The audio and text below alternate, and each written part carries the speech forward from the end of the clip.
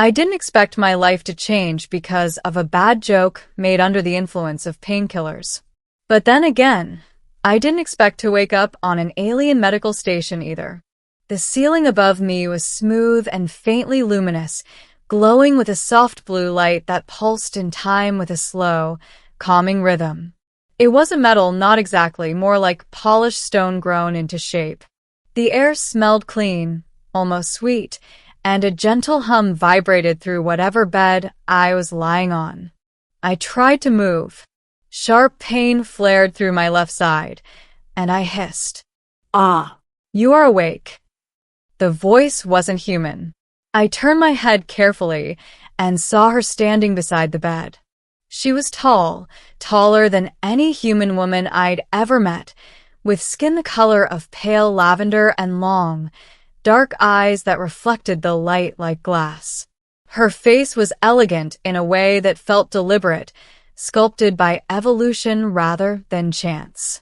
4 delicate arms moved with practiced precision as she adjusted a floating medical display. "I am Nurse Clara," she said gently. "You are aboard the Varelian Union Medical Station Sail Corps. You were brought here unconscious, suffering from internal trauma and blood loss." "Right," I muttered. "That explains a lot. My name is Daniel Reyes. At the time, I was a civilian contractor attached to a joint human Varelian exploration mission.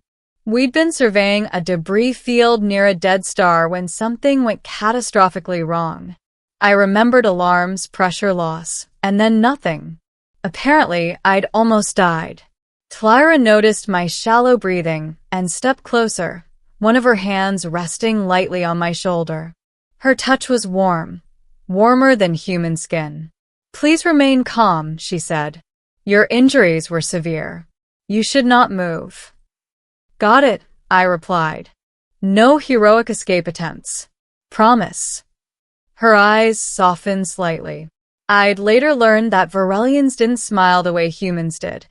Emotion showed in subtle shifts of posture and tone. At the time, I just knew she seemed relieved.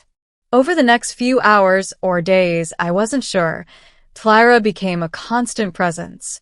She monitored my vitals, administered treatments that looked like shimmering light instead of needles, and patiently answered my questions about where I was and how badly I'd been hurt.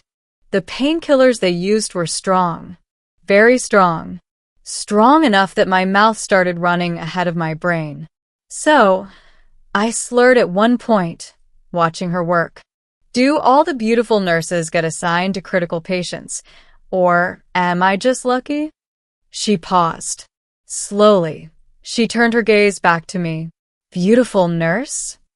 "Yeah," I said, grinning stupidly. "If we were back on Earth, people would assume we're married or something. Me laid up in bed, you hovering over me."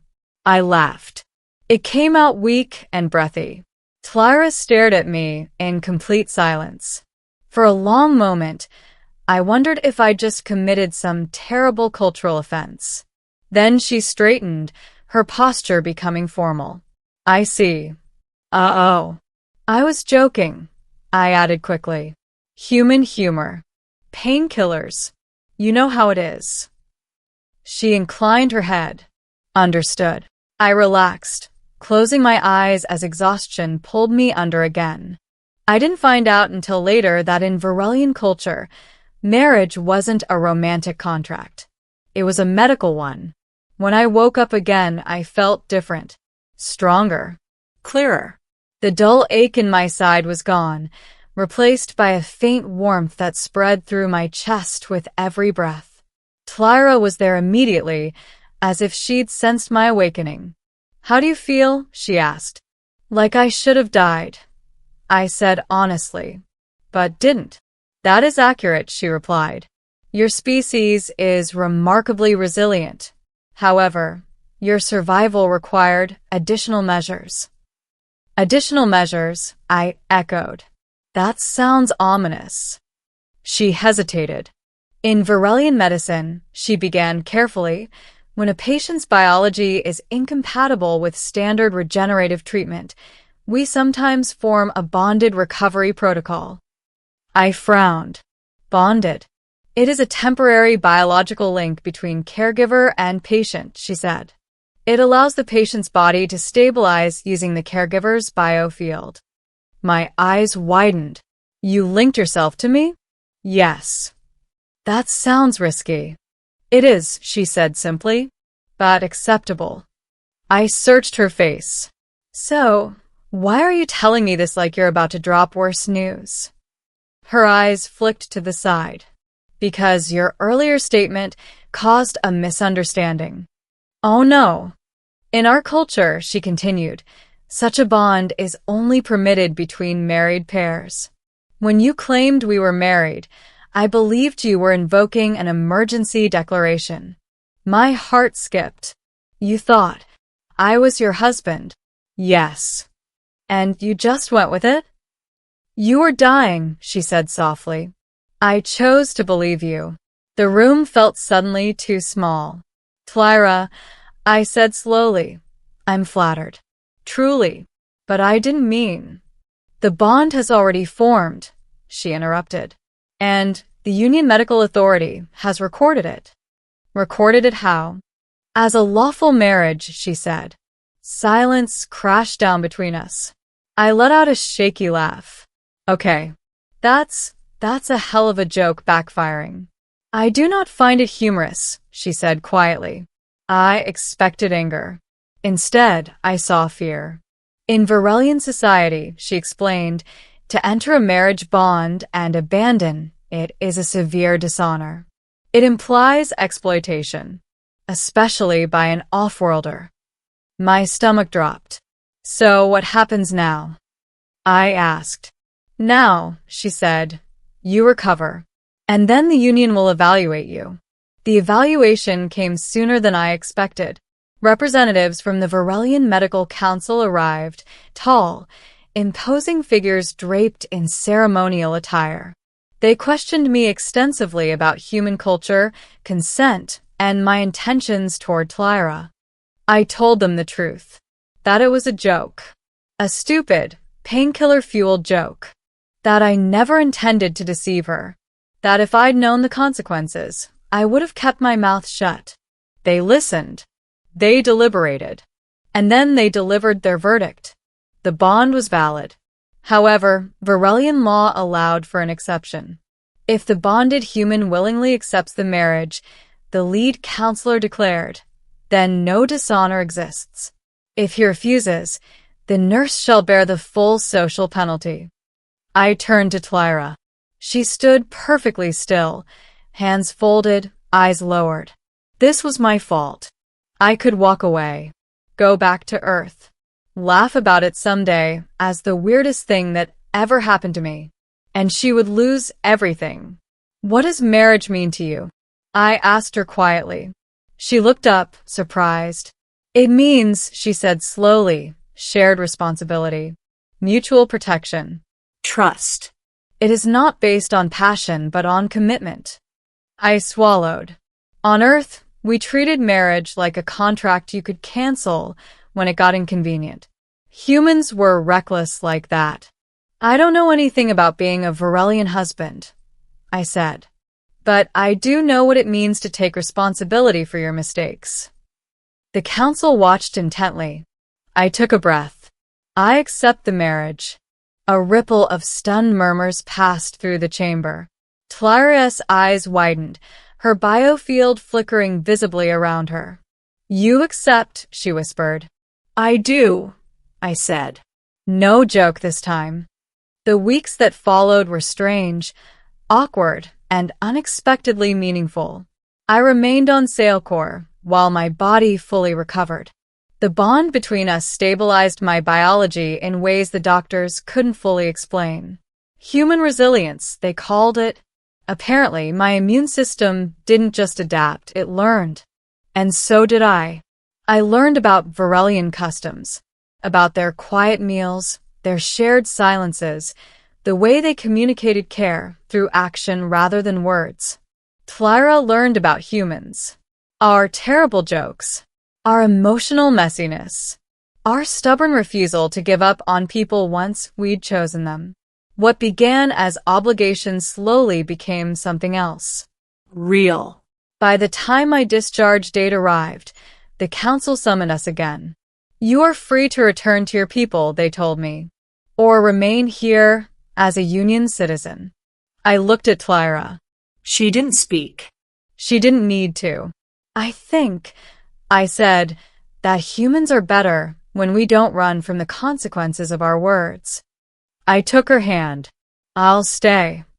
Years later, when humanity officially joined the Varelian Union, historians would cite my case as the first example of cross-species bonded recovery leading to diplomatic integration. They'd write papers about it, debate the ethics, analyze the biology, but they'd miss the most important part, that a human joke, careless, thoughtless, and stupid, was redeemed not by law or tradition, but by choice, by taking responsibility, by staying. And every time Clara adjusted my collar before a formal gathering, her eyes would soften just a little, and I'd smile, thinking about how humanity's greatest strength had never been our technology or our ships. It had always been our willingness to say, I messed up, but I'm still here. The ceremony wasn't grand. There were no crowds, no roaring applause, no dramatic declarations spoken beneath alien stars. Just a quiet chamber overlooking the medical gardens of Sailcore, where bioluminescent plants glowed softly in the artificial night. Clara stood beside me, her posture calm but her biofield shimmering with a nervous energy she couldn't quite hide. Varelian emotions rarely showed on the surface, but after years together, I'd learned how to read the signs. The union registrar finished reciting the final clause of our bond. This union, the official said, was born of error, sustained by duty, and chosen by will. By Varelian and human law, it is now permanent. Permanent. The words settled into me, not heavy, not frightening, but solid. Like an anchor, I squeezed Claria's hand. She looked at me then, truly looked at me, her dark eyes reflecting the garden lights. When you spoke those words in the infirmary, she said quietly, I believed them because I needed to. I never expected you to choose them later, when you no longer had to. I've learned something out here, I replied.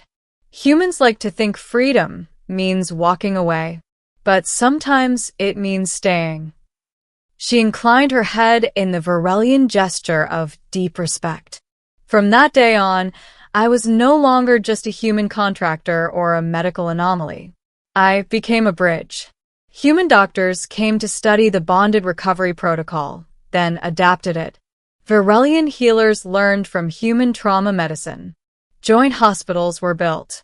Mixed crews formed. What began as an embarrassing misunderstanding quietly reshaped interspecies medicine across half the known stars. And every time someone asked how it all started, I'd just laugh and say, I made a bad joke in a hospital bed. Years later, long after Earth and the Union shared open borders, I returned to that same infirmary, this time walking beside Clara, not lying beneath her care. A young human patient lay on the bed, nervous and injured, staring at the unfamiliar ceiling. It'll be okay, I told him. Trust your nurse. The Varelian beside him adjusted the monitors, calm and steady. The cycle continued. As we left the ward, Clara slipped her hand into mine. In your culture, she said thoughtfully, do humans still joke about marriage? Oh, absolutely, I replied with a grin. We never learn. Her eyes softened. Good, she said. Because this time, the joke became a promise.